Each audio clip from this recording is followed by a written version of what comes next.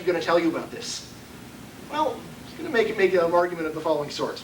He's going to say that just by the fact that I focus on people's erroneous views, that makes me an Austrian.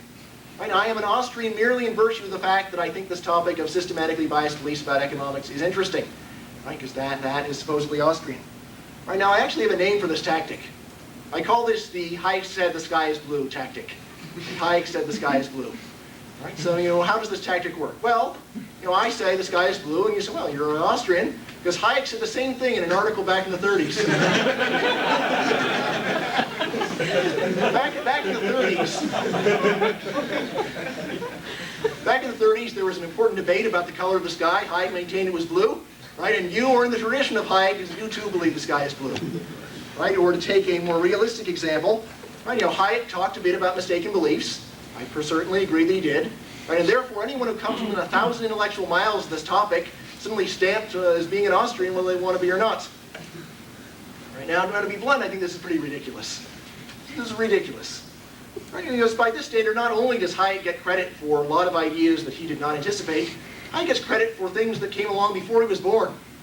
Right? Hayek winds up getting credit for almost anything and everything. Anytime anyone anywhere mentioned the subject of knowledge, suddenly credit is being given to Hayek. So I think this is a rather odd way of doing things.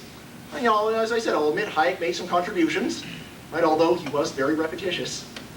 Right? But he did very little to advance modern rational expectations theorizing, and he certainly did almost nothing to note the empirical weaknesses in this theoretical tendency that he didn't anticipate.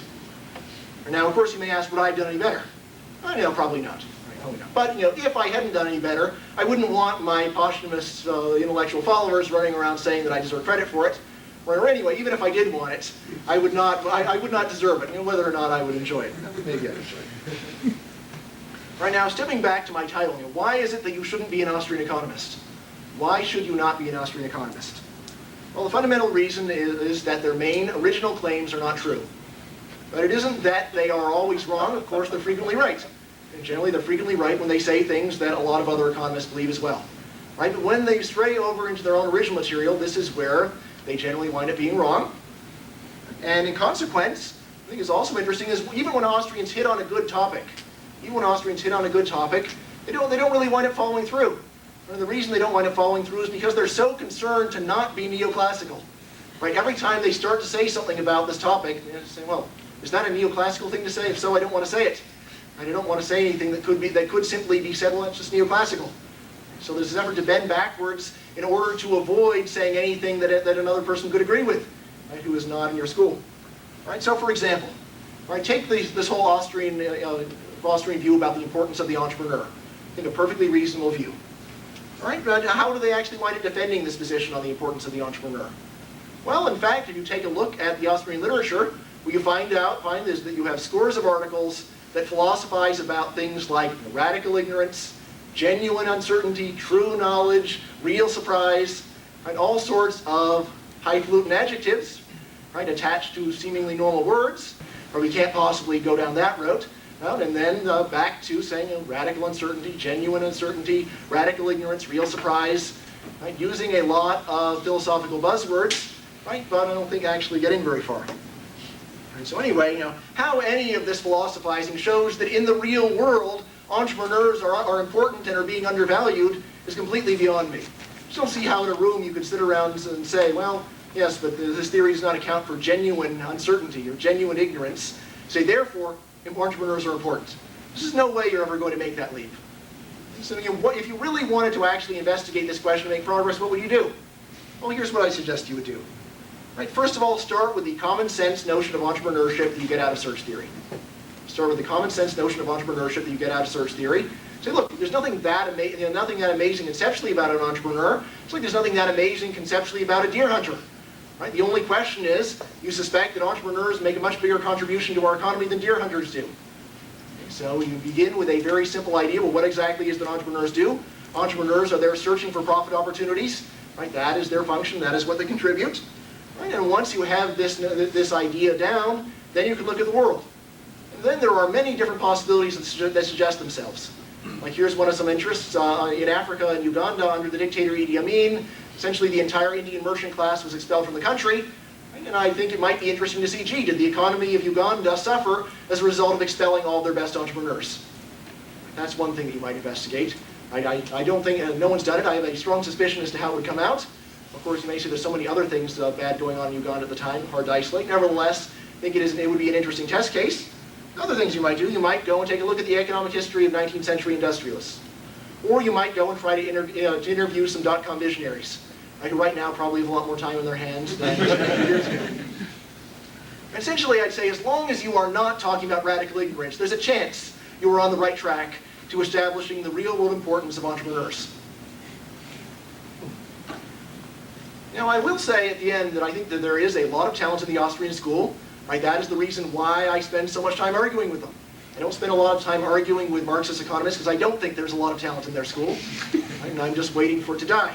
On the other hand, in the case of Austrian economists, I think that in fact there is a lot of talent. Right? And also, where else can you find so many economists, right, who appreciate the virtues of free markets, who write in plain English, and who aren't boring?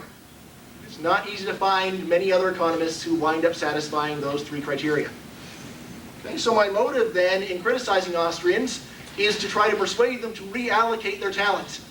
Right, to take the talent that I believe they do in fact have and move it over in another direction. Right, move it over in another direction. Right, so stop talking about subjectivism and process all the time. Right, so stop talking about subjectivism and process all the time. Quit being amateur philosophers waxing poetic about radical uncertainty. It is unseemly. Right now, I do know that Austrians have a lot of interesting ideas about the untapped power of free markets and about the way that government intervention messes things up. So I think they have a lot of interesting ideas along these lines. So really, the only thing that needs to be done is for them to put them down on paper, right? Argue for them using arguments that are in fact relevant, right? Convince people that you're right. And I'd say that even if you make a credible effort at saying that you're right, there are a lot of open-minded economists who will be interested to read what you have to say. I'll say probably I will be among them.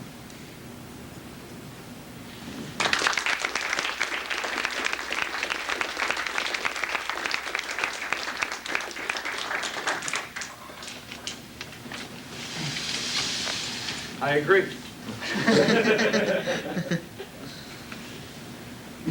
No, seriously, I agree.